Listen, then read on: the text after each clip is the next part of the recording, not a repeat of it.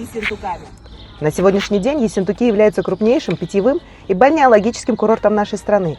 Здесь лечат заболевания желудочно-кишечного тракта, печени, нарушение обмена веществ. Наиболее известными являются источники Ессентуки-4 и Ессентуки-17. Эту воду знают и пьют во всех уголках нашей страны. Ессентуки – самый молодой курорт Кавказских минеральных вод. Дата его основания считается 1825 год. Однако минеральные источники были открыты гораздо раньше, и первооткрывателями их стали лошади. Они с удовольствием ходили на водопой в болотистую низину. Позже, когда были изучены лечебные свойства ессентукских вод, оказалось, что они являются жемчужиной среди кавказских минеральных вод. Удивительно, но сообщение об открытых ессентукских источниках не привлекло внимания врачей и посетителей курортов. А того судьба этих вод